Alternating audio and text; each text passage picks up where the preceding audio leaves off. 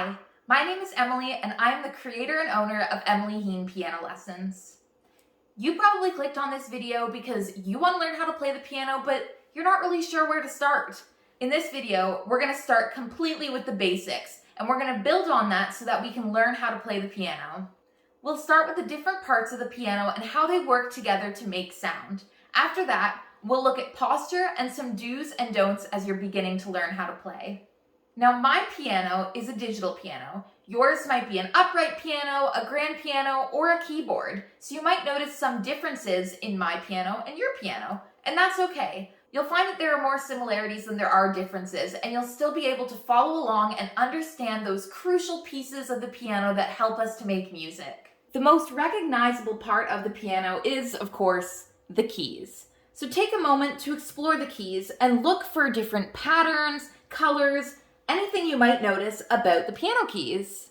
One of the things that you probably noticed is that there are white keys and black keys. Now, we'll go through what the white keys and the black keys mean in another video, but for now, it's important just to note that there are the different two colors of keys. And if we look at the black keys, you'll notice that there's a pattern. We have sets of 2, and we have sets of 3. Again, we'll cover what this means in another video, but noticing these patterns now is crucial to learning how to play the piano. Right now, I'd like you to take a few moments to get familiar with how the keys feel under your fingers.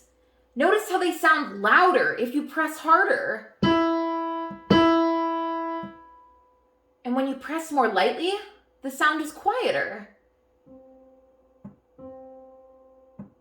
What happens if you press multiple keys at once?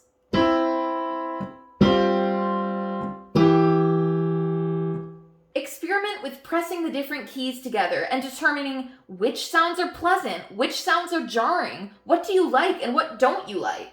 Take this opportunity to pause the video while you explore the keys and their sounds. I'm glad you're back, and I hope you had fun exploring all of the keys and their sounds. Now, I want to talk about the pedals. I've put an image of the pedals on the screen so that you can follow along with which ones I'm talking about. My piano has 3 pedals. Yours might only have 2, and that's okay. The first pedal that I'm going to talk about is the right hand pedal. This is the most commonly used pedal, so it's the one that you'll be thinking about and using the most. We call this pedal the sustain pedal. Now, what does that mean? I'm going to play you a note without the sustain pedal. Just sounds like a note, right? Just like the ones you've been playing. Now, I'm going to hold the sustain pedal down and play the same note.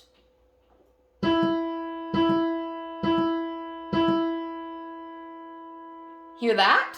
It holds the note down even when I'm not holding it with my hand. Now let's move to the far left pedal. This is the pedal that you're going to use the most often after the sustain pedal. We call this pedal the soft pedal, and it does exactly what you think it would do. It makes the notes sound softer. Let's play a chord without the soft pedal. And now let's play it with the soft pedal. Notice how it sounded softer? Lastly is the pedal in the middle, and this is the least frequently used pedal. Your piano might not even have this pedal, and that's okay.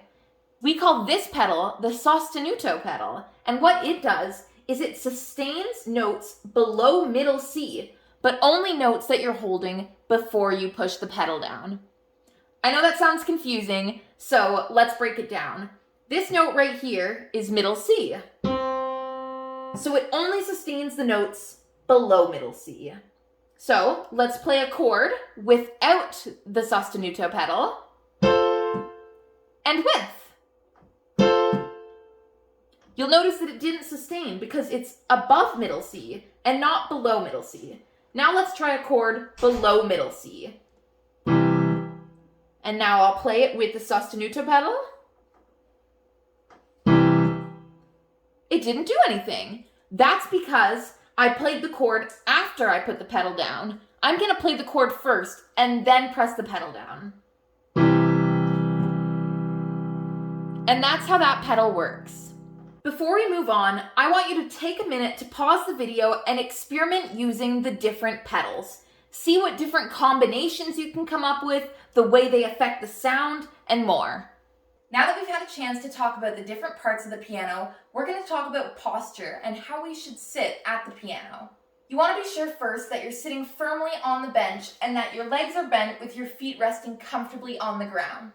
Next, you want to make sure that you're the appropriate distance from the piano. You don't want to be too close or too far away. Otherwise, your arms are either really crunched or really stretched. Instead, you want to make sure that you're a relaxed distance from the piano so that you can play comfortably.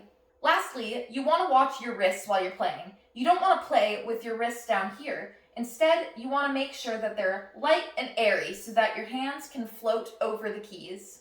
I hope that you found the information in this video helpful. If you did, please make sure to give it a like and make sure that you subscribe so that you can see new lesson videos every Tuesday. If you want to see more content from me, including videos that explain short concepts, tips, and other tricks that you should know when you're learning how to play the piano, make sure you follow me on Instagram at Emily Hean Piano Lessons. Thank you so much for watching, and bye for now!